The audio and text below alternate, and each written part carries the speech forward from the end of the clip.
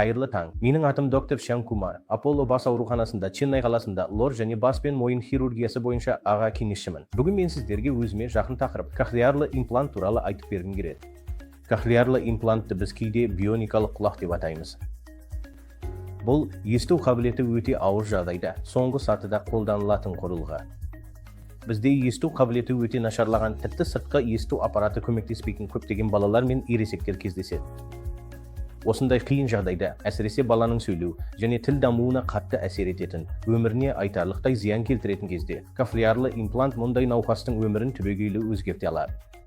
Ересектерге келетін болсақ, біз көбіне қарт адамдарға немесе қандай да бір себеппен есту қабілетін жоғалтқан адамдарға, мысалы менингит, бас жарақаты немесе басқа да себептерге байланысты назар аударамыз.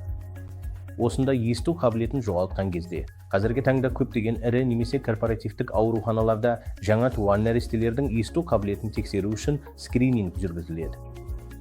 Бұл өте маңызды. Оны жасаудың бірнеше түрлі жолдары бар. Біз ой деп аталатын тест жүргіземіз.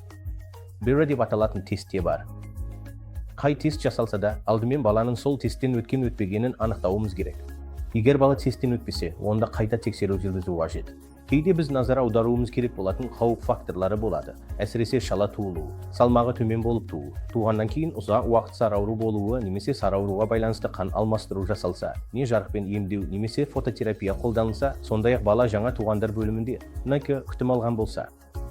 Олардың бәрі баланың есту қабілетін жоғалтуына себеп болатын қауіп факторлары. Егер отбасында есту қабілетінің жоғалуы бойынша тұқым қуалайтын жағдайлар болса, онда да осында есту скринингі жасалуы керек. Есту скринингі жүргізіліп, бала өтпесе, біз 3 айдан немесе 6 айдан кейін қайта тексеру жасаймыз. Содан кейін есту қабілетіне толыққанды бағалау жүргіземіз. Егер мұндай бала барлық тесттерден қайта-қайта өте алмаса, онда біз баланың неге есту қабілетін жоғалтқанын анықтауға тырысамыз. Оны анықтаудың бір жолы ішкі құлақтың, есту жүйкесінің және мидың құрылымын зерттеу. Осы мақсатта біз құрылымдық ақауларды анықтау үшін КТ тексерулерін жүргіземіз. Егер басқа мәселелер болмаса және құрылымдар бар, бірақ дұрыс жұмыс істемесе, түрлі аудиологиялық тесттер арқылы біз бұл балаға кохлеарлы имплант көмектесуі мүмкін деген қорытындыға келеміз. Сондықтан бұл әсіресе баланың есту қабілеті өте нашар болса, ертерек кезеңде жасалуы мүмкін.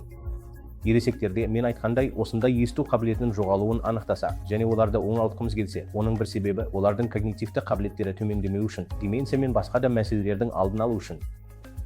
Қазіргі кезде біз үйде жалғыз тұратын немесе оларды қарайтын ешкімі жоқ, көптеген қарт адамдарды көреміз. Сондықтан олардың дыбысты сезінуімен өз-өзіне деген сенімділігі де өте маңызды. Әрі олар айналасындағы адамдармен, көршілермен немесе мүмкін қызметкерлермен қарым-қатынас жасауы керек.